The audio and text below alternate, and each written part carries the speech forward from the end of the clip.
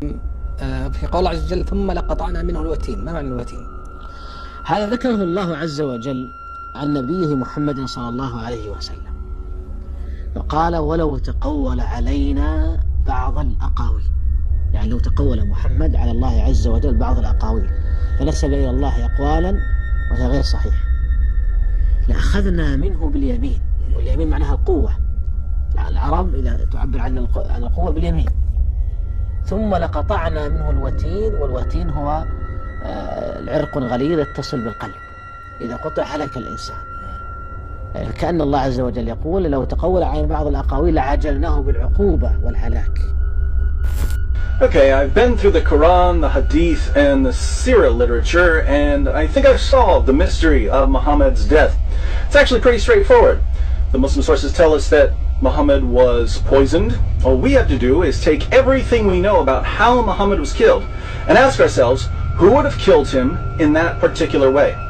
Police do this sort of thing every day. They match up a bullet with the gun that fired the bullet. They match up fingerprints with the finger who left the fingerprints. They match up details of a crime with a criminal who has a certain MO.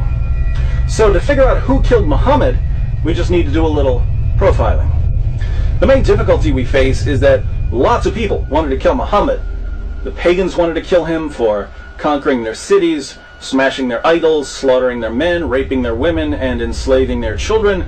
Jews wanted to kill him for seizing their land, destroying their communities, slaughtering their men, raping their women, and enslaving their children. Christians wanted to kill him for threatening to conquer them. Men wanted to kill him, women wanted to kill him, old people wanted to kill him, young people wanted to kill him. Muhammad made a lot of enemies. Fortunately, we can narrow down our list of suspects by ruling out people who would have killed Muhammad in some way other than poisoning. Certain killers like to strangle their victims. They're not going to use poison. Some people prefer knives. Some people set fires. Some people push their victims off cliffs. Interestingly, the Quran tells us how Allah would have killed Muhammad. We find Allah's MO, his preferred method of executing prophets, in Surah 69, verses 44 through 46. According to the Quran, if Muhammad were to invent a false revelation, if he were to make up verses of the Quran, Allah would kill him by severing his aorta. The aorta is the large artery that comes out of the left ventricle of your heart. Some Muslim sources call it the life artery. Just so we're clear on the meaning and no one accuses me of misrepresenting the passage, let me read one of the greatest Muslim commentaries on these verses. This is Tafsir Jalalain. And had he, namely the Prophet, fabricated any lies against us by communicating from us that which we have not said, we would have assuredly seized him. We would have exacted vengeance against him as punishment by the right hand, by our strength and power. Then we would have assuredly severed his life artery, the aorta of the heart, a vein that connects with it, and which, if severed, results in that person's death. So if Muhammad had been a false prophet and a liar and a deceiver, we know how Allah would have killed him. Allah would have cut his aorta. As long as no one severs Muhammad's aorta, then we can rule out Allah as a suspect. Now that we've got our strategy, let's turn to the Muslim sources so we can put together our profile. According to Sahih al-Bukhari, Sahih Muslim, and other texts, Muhammad was poisoned by a Jewish woman. Sahih al-Bukhari 26:17. A Jewess brought a poisoned cooked sheep for the Prophet, who ate from it. She was brought to the Prophet and was asked, "Shall we kill her?" He said, "No." Anas added, "I continued to see the effect of the poison on the palate of the mouth of Allah's Messenger." People could see the effect of the poison in Muhammad's mouth. The poison apparently disfigured his palate, making his mouth look strange. Sahih Muslim 54:30. A Jewess came to Allah's Messenger with poisoned mutton, and he took of what had been brought to him. When the effects of this poison were felt by him, he called for her and asked her about them, whereupon she said, "I had determined to kill you." Thereupon he said, "Allah will never give you the power to do it." Muhammad tells this woman, "Allah will never allow you to kill me." Guess Muhammad didn't know Allah very well, because the poison ultimately did kill him. In case you're wondering why this woman wanted to poison Muhammad, she tells us in Ibn Sa'd. The apostle of Allah sent for Zainab bint al-Harith, that's the woman who poisoned him, and said to her, "What induced you to do what you have done?" She replied, "You have done to my people what you have done. You have killed my father, my uncle, and my husband. So I said to myself, if you are a prophet, the foreleg will inform you. And others have said, if you are a king, we will get rid of you." The woman poisoned Muhammad because he slaughtered her family. But there's a plot twist here, my friends. You see, Zainab didn't act alone. She had a co-conspirator, someone working behind the scenes, pulling the strings. Sahih al-Bukhari 44:28. The Prophet, in his ailment in which he died, used to say, "O Aisha, I still feel the pain caused by the food I ate at Khaybar, and at this time I feel as if my aorta is being cut from that poison."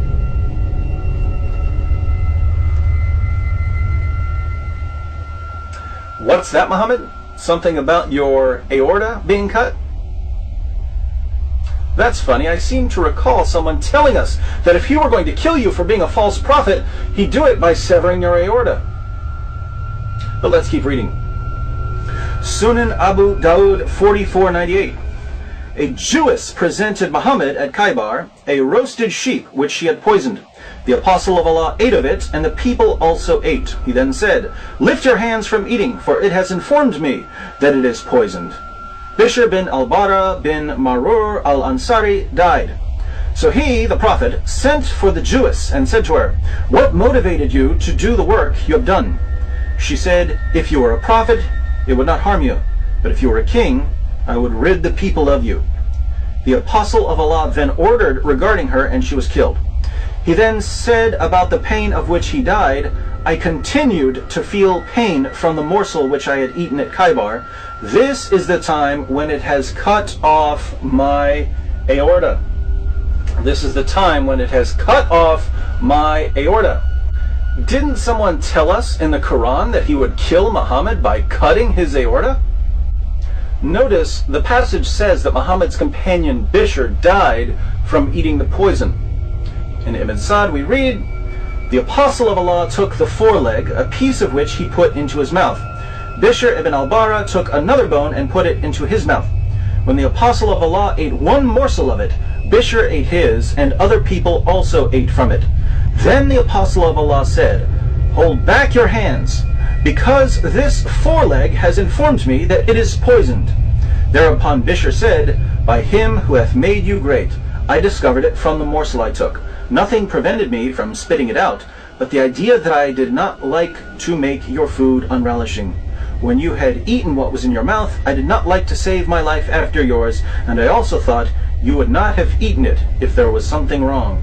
Bishr did not rise from his seat, but his color changed to that of a green cloth." Bishr died because he trusted Muhammad. Muhammad died too. His pain and sickness just lasted much longer. In Sunan Abu Dawud, Muhammad even described his pain to Bishr's mother. Bishr said to the Prophet, during the sickness of which he died, "What do you think about your illness, apostle of Allah? I do not think about the illness of my son except the poisoned sheep of which he had eaten with you at Khaybar." The Prophet said, "And I do not think about my illness except that. This is the time when it cut off my aorta." There's that aorta again. Tabari, page 124, "The Messenger of God said during the illness from which he died, the mother of Bishr bin al-Bara had come to visit him. Bishr, at this very moment I feel my aorta being severed because of the food I ate with your son at Khaybar." According to Aisha, Muhammad was in total agony before his death. Sunan ibn Majah 16:22, Aisha said, "I never saw anyone suffer more pain than the Messenger of Allah." In the end, Muhammad couldn't even walk on his own. His followers had to drag him around. Sahih al-Bukhari 25:88, Aisha said, "When the Prophet became sick and his condition became serious, he requested his wives to allow him to be treated in my house, and they allowed him. He came out leaning on two men while his feet were dragging on the ground. Now, since the Quran says that if Muhammad were a false prophet, Allah would sever his aorta, and Muhammad eventually admitted that he could feel his aorta being severed, you might think we have a pretty good reason to reject Muhammad and his religion. But you're wrong. If you look more closely, you'll see that we have at least 10 good reasons to reject Muhammad here. First, think about Muhammad's argument in the Quran. If I am a false prophet, Allah will cut my aorta. People who make silly claims like this usually aren't prophets. I am a prophet. If I'm not, may God strike me with lightning. Ah, no lightning. This proves I'm a prophet. When someone uses that kind of reasoning, chances are he's a false prophet. But that's exactly how Muhammad argues in Surah 69. Second, even though these God will strike me down claims are usually enough to spot a false prophet, I believe that God sometimes makes things even more clear and obvious for us. If someone's running around saying, I'm a prophet, God didn't strike me down, God might ignore him, but in some cases God might decide to thoroughly disgrace and humiliate him. And if any false prophet in history was a candidate for divine judgment, it was Muhammad. Now, Surah 69 was a Meccan surah, meaning that Muhammad was reciting this to his followers for years. He spent years telling his companions, if I'm a false prophet, God's going to sever my aorta. My friends, there are thousands of ways to die. Do you really think it's a coincidence that Muhammad died in exactly the way the Quran said he would die if he's a deceiver and a false prophet? Looks like divine judgment to me. Third, I don't want to call Muhammad stupid because that wouldn't be politically correct. But let's think about this for a moment. Muhammad and his followers attack Khaybar. After the Muslims kill a bunch of men and rape a bunch of women, standard practice for Muslims back then, a Jewish woman comes up to Muhammad. The Muslims had slaughtered her family, and she offers to cook dinner for Muhammad and his band of merry men. And Muhammad accepts her offer. Sure, I love lamb. So nice of you to cook dinner for us after we butchered your father and your husband. Look, if Muhammad doesn't have enough common sense to realize he probably shouldn't eat that lamb, why should we trust anything that comes out of his mouth? Sorry, you're not a real prophet. Fourth, despite the fact that Muslims had slaughtered her family, the Jewish woman, Zainab, was actually open to the possibility that Muhammad was a prophet. She gave him the poison as a test. If he were a true prophet, he wouldn't eat it. If he were a false prophet, he'd die.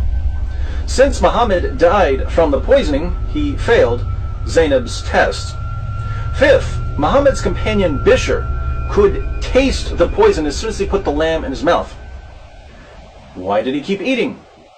He kept eating because he believed in Muhammad. There's no way this lamb is poisoned. Muhammad is eating it. He's the prophet. Bishr's faith in Muhammad got him killed. And I'm willing to lay this down as a rule. If I can't trust you with my dinner, I definitely can't trust you with my salvation. If you can't figure out what's waiting for you in food, how could you possibly know what's waiting for you in the afterlife? Sixth, when Zainab told Muhammad that she had poisoned him, Muhammad said that Allah would never allow it. But Allah did allow it. So if Muhammad was wrong about Allah then, please explain to me why I should trust him when he tells me other things about Allah. Seventh, Muhammad claimed that the lamb he was eating spoke to him and told him that it was poisoned. So he got a special revelation because he was a prophet. Two questions. One, why didn't the roasted lamb say something 5 minutes earlier, which would have saved Muhammad's life, not to mention Bishr's life? And two, why did Muhammad need a revelation when you could taste the poison? Isn't this proof that Muhammad was actually making up revelations? Isn't it obvious that he tasted the poison, same as Bishr, but instead of saying, hey, I taste poison, he said, it's speaking to me, I'm a prophet. Sounds like a fake to me. Eighth, think about the justice here. The justice is just a little too poetic. This can't be a coincidence. Muhammad did more than anyone else in history to provoke hatred against Jews.